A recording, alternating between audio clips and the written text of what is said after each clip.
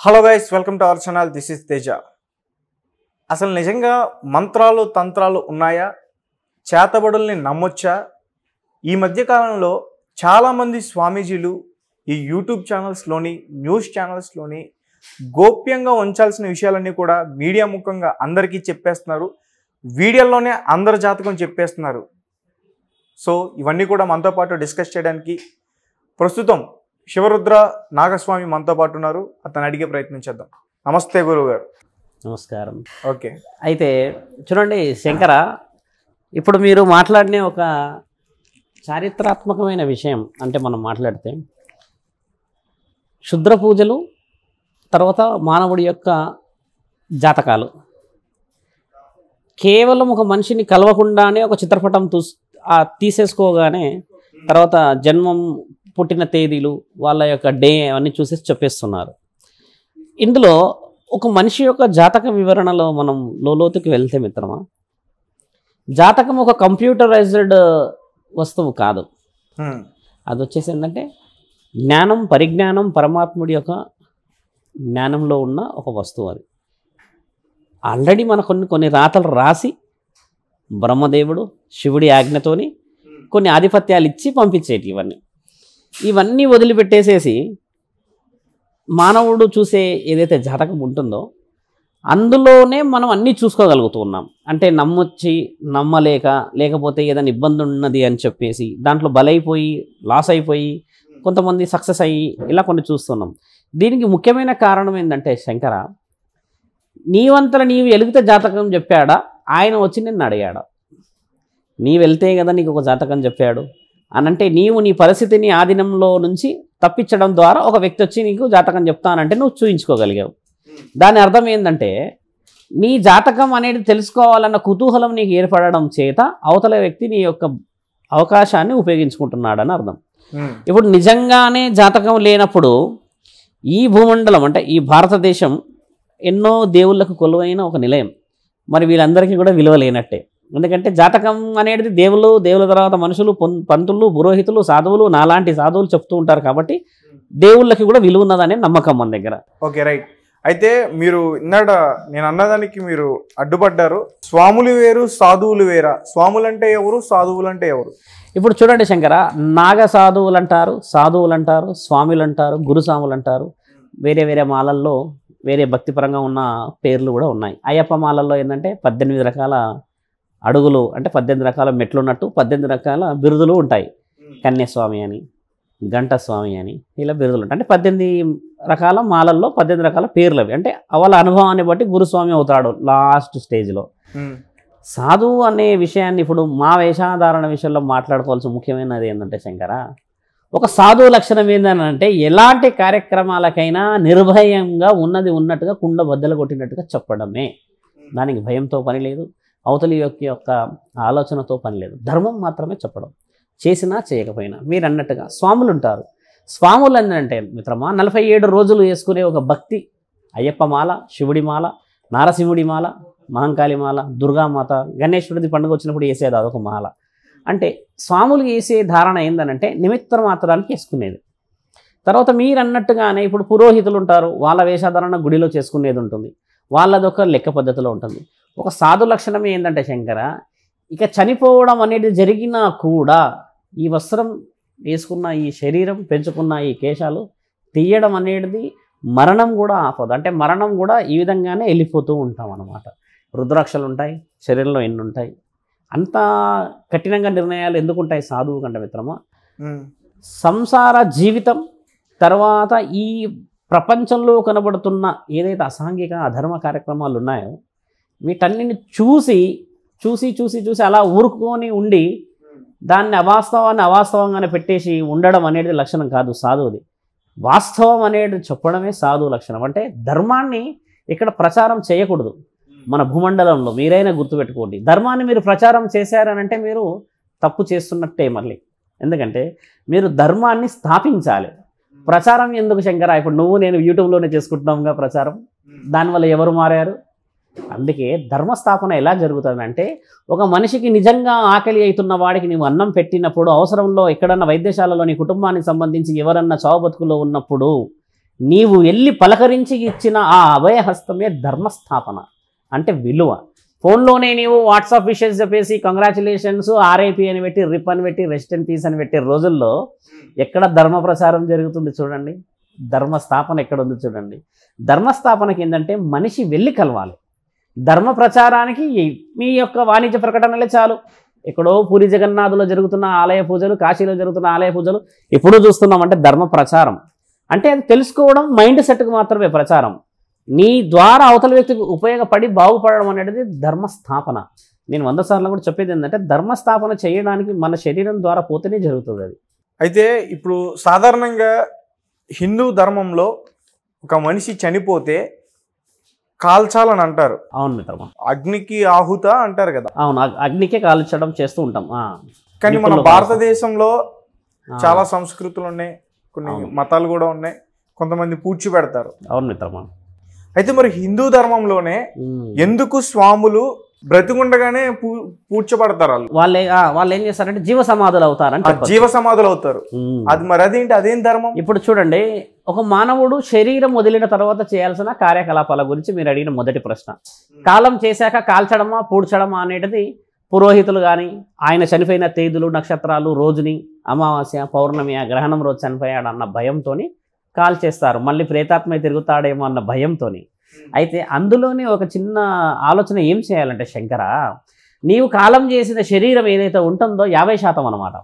50% నీ ఆత్మబలం. అంటే బలం అనేది ఆత్మ శరీరానికి వచ్చిన తర్వాతే మనిషి నీవు నేను మాట్లాడుతున్నాం, ఊపిరి పీల్చుకుంటున్నాం, తినగలుగుతున్నాం, రుచి అన్నీ చూడగలుగుతున్నాం. అయితే అదేంటంటే గాలికి ఉండదు, ఆత్మకి శరీరం వదిలిన తర్వాత ఉండదు. పూడ్చడం చేత ఉదాహరణకి మీరు ఏదన్నా చెడు రోజు చనిపోయారు. చెడు రోజు అంటే ఏంటంటే ఉదాహరణకి అమావాస్య రోజు చనిపోయారు అనుకుందాం. భూమండలంలో అమావాస్యకు ఉన్న విలువ ఏంటంటే భయం. అమ్మో ఆ రోజు దయ్యాలు వస్తాయంట, ఎక్కడెక్కడో శ్మశానాల్లో పూజలు జరుగుతాయంట, పెద్ద పెద్ద దేవతలకి కట్లేసేస్తారంట, చేతబడులు చేస్తారంట, బాణామతి అని చేస్తారంట అని అంటారు. ఆ భయం అనేది మానవుడికి ఎన్నో క్షుద్ర పూజలు చేసేసి అదొకటి చిన్న సూదిని గుచ్చేశారు మైండ్లోకి. గుచ్చేయడం చేత వీళ్ళు ఏమనుకుంటారంటే అమావాస్యకి పౌర్ణమికి గ్రహణాల రోజు ఆదివారం మంగళవారం ఇలాంటి రోజులు చనిపోతే ఈయన మళ్ళీ బతికేసి వచ్చేసి మా ఎంబడి పడతాడేమో అన్న అపోహ అది. ఒకసారి కాలం చేసిన తర్వాత ఎలా రాగలడు మరి పరమాత్ముడు శ్మశానాలు ఎందుకు కూర్చున్నాడు శంకర?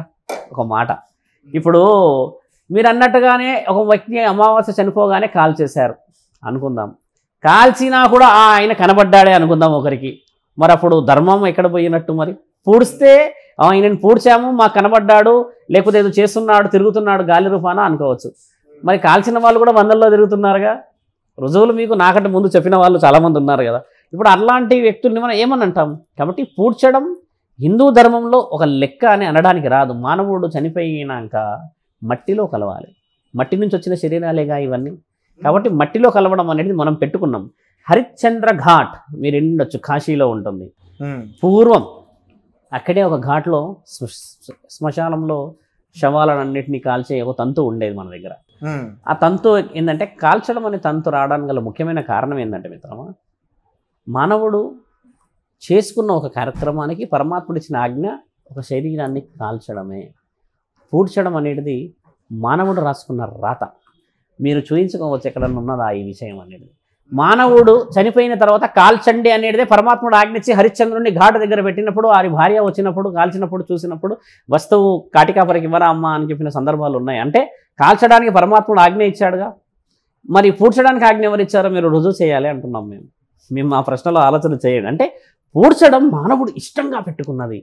మా అమ్మ చనిపోయింది కాల్చగలమా, మా అక్క చనిపోయింది కాల్చగలమా, నా భార్య చనిపోయింది, నా మిత్రుడు చనిపోయాడు మేము కాల్చగలమా, అదే మట్టిలో పెట్టుకుంటే కనీసం చూడగలడేమో, ఒక సమాధి రూపంలో, ఒక గుర్తు రూపంలో, ఒక క్షేత్రంలా కట్టుకుంటారు, కొంతమంది గుడిలా కట్టుకుంటారు, శివలింగం పెట్టేస్తారు అక్కడ. వేరే వేరే మత వాళ్ళు వాళ్ళకు గుర్తులు పెట్టుకుంటారు. అంటే మానవుడు పెట్టుకున్నదే ఇదే అని అంటున్నాను. కాల్చడం అనేది మనకు రాసిన రాతలో ఉన్న విధాత ఇచ్చిన ఆజ్ఞ. దాన్ని మీరు చాలా క్షుణ్ణంగా వెళ్ళి చూడవచ్చు. దానికి రుజువులు ఉన్నాయి కదా. హరిశ్చంద్రుడి యొక్క చరిత్ర కథ చెప్తుంది కదా మనకి. పూడ్చమని రాసి ఉన్న చరిత్రలో ఉండవచ్చు, కానీ మానవుడు పూడ్చడం అనే విషయాన్ని వచ్చింది ఇష్టంగా తెచ్చుకున్నాడు అది. ఓకే, ఖచ్చితంగా మీకు అర్థమైంది కదా. ఇష్టంగా ఇప్పుడు నీ మిత్రుడే ఎవరో కాలం చేశారు అని అంటే పూడ్చేస్తే ఆ దహనాన్ని ఆ కార్యక్రమాన్ని చూడలేకని మనసు ఎంతో దహించిపోతుంది. అదే పూడ్చేస్తే ఏదైనా మంచి పాలరాతితో కట్టుకుంటావుగా, అంటే నువ్వు చూసుకున్నట్టే కానీ స్నేహితుడిని. అంటే ఇప్పుడు మీరు పూడ్చడం కరెక్ట్ అంటారా? నేను పూడ్చడం అనేది కరెక్ట్గా అనడానికి కాదు, పూడ్చడం అనేది మానవుడు పెట్టుకున్నది అంటున్నాను. ఎందుకు పెట్టుకున్నాడంటే నీ ఇష్టానికి పెట్టుకున్నావు. అది పరమాత్ముడు ఒక మనిషి కాలం చేసిన తర్వాత కాలిస్తే ఏంది, పూడిస్తే ఏంది, ఆయన దగ్గరికి పోవడమే మార్గం కదా అని ఆయన చెప్పాడు కదా. మరి నీవెవరు పెట్టుకోవడానికి పూడుస్తున్నానని చెప్పేసి? మరి పరమాత్ముడు ఆజ్ఞని నువ్వు దాటినట్టే కదా. మరి పూడ్చడం మానవుడు పెట్టుకున్నది అంటున్నాను నేను. పరమాత్ముడు ఇచ్చింది నీకు, అక్కడ అక్షరాల్లో నీకు రుజువులు ఉన్నాయి కదా. కాశీలో హరిశ్చంద్ర ఘాటం రాసి ఉన్నది, ఆయన గారి పెద్ద బొమ్మ ఉంటుంది, ఆయన గారే కాలుస్తుంటే కదా కాటికాపరి అని చెప్పేసి పెట్టారుగా. హరిశ్చంద్రుడికి అక్కడక్కడ బొమ్మలు చూస్తుంటాం కదా మనం, శ్మశాన వాటికల్లో వైకుంఠ ద్వారం అని చెప్పి రాసి ఉంటుంది కదా. చరిత్ర ఆనవాళ్ళతో మాట్లాడుతున్నాం మేము, కల్పితంగా. మీరు అడిగిన ప్రశ్నకు జవాబు చెప్పట్లేదు. ఇష్టాన్ని మనుషుడు పెట్టుకున్నాడు పూడ్చి. చాలా మతాల్లో చూడు శంకర, ఇంట్లోనే పూడుస్తారు చూసారా. కొన్ని మతాలకి అసలు మనకి శవాలు కనబడవు రోడ్డు పైన వెళ్తున్నట్టుగా. కొన్ని విభిన్న మతాలు మాత్రమే కనబడతాయి, కొన్ని మతాలు కనబడవు. మీకు తెలుసు ఆ మతాలు. ఇప్పుడు వాళ్ళు ఎక్కడ పూడ్చుకుంటున్నారు మరి? వాళ్ళు ఎక్కడ కలుసుకుంటున్నారు మరి? ఇంట్లోనే పెట్టుకుంటున్నారు వాళ్ళు వాళ్ళ మనిషిని. అది మీరు గమనించాల్సింది. అంటే ఇష్టం అనేది అక్కడ ఉండడం చేతే కదా ఆ విషయం జరిగింది. అక్కడ పరమాత్ముడు ఇచ్చింది ఏంది? కాల్చే తంతు భగవంతుడు ఇచ్చింది.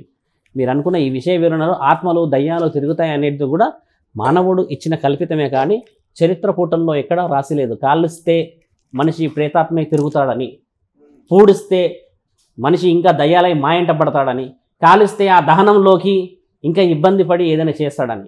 అందులో ఇంకో విషయం ఏముందంటే మిత్రమా, పూడ్చినప్పుడే ప్రమాదం ఉంది. ఎందుకంటే ఒక శరీరాన్ని వదిలిన ఆత్మ సమాధి దగ్గర కూర్చొని ఏడుస్తూ ఉంటుంది, నా శరీరం నా శరీరం నా శరీరం. అందులోకి పోవడానికి ప్రయత్నం వందలాగా చేస్తుంది. చూస్తూ ఉంటాం చరిత్రలో చాలా విషయాలు, చాలా సందర్భాలు వచ్చాయి. అదే కాలుస్తే నా శరీరం దహనం అయిపోయింది అని చెప్పేసి పైశాచికత్వమైన బాధపడి మళ్ళీ నా శరీరాన్ని కోల్పోయినా అని చెప్పి ఏడ్చి దుఃఖంతో వేరే వాళ్ళు ఎంబడి పడ్డాడు, భరించలేకపోయాడు, అది చేశాడంటే తిరిగి రాకూడదు అనేది కాల్చడానికి తంతు. తిరిగి రావాల్సిన మార్గం పూడ్చడం. తేడా ఉందిగా. ఒక వ్యక్తిని పూడ్చి చేస్తాము, అక్కడ ఫోరెన్సిక్ ల్యాబ్ రిపోర్ట్స్ చూసాము, 3 నెలలకి 4 నెలలకు మళ్ళీ తీసి కొన్ని రిపోర్ట్స్ చేస్తుంటాము. కొన్ని అసాంఘిక కార్యకలాపాల చేత చనిపోయిన వాళ్ళ చేస్తాము. ఇవి రుజువులు. పరమాత్ముడు ఇచ్చిన రుజువు ఏంటంటే ఒక మనిషి కాలం చేసి కన్ను మూసి శరీరాన్ని వదిలేక నేరుగా నా దగ్గరికే రావాలి, ఆయన ఇచ్చిన ఆజ్ఞ అది. మనం పెట్టుకున్నది మిత్రమా ఇవన్నీ. ఎవరన్నా మిమ్మల్ని అడిగితే నిర్మోహమాటంగా మీరు చెప్పవచ్చు, ఎక్కడ రాసిందో చూపించండి మనుషుల్ని పూడ్చుమని. కాల్చమని అయితే రాసిందని హరిశ్చంద్రుడే పెట్టాడుగా. అయితే దెయ్యాలని నమ్మకూడదు అంటారు? నమ్మవచ్చు దయ్యాలని కూడా. మీరు నాకు మంచి స్నేహితులే, నేను మీకు మంచి స్నేహితులం. మన ఇద్దరికి మద్యపానం అలవాటు బాగుంది అనుకుందాం. మీరు నేను లేకపోతే కూర్చోరు అనుకుందాం, తాగలేరు అనుకుందాం.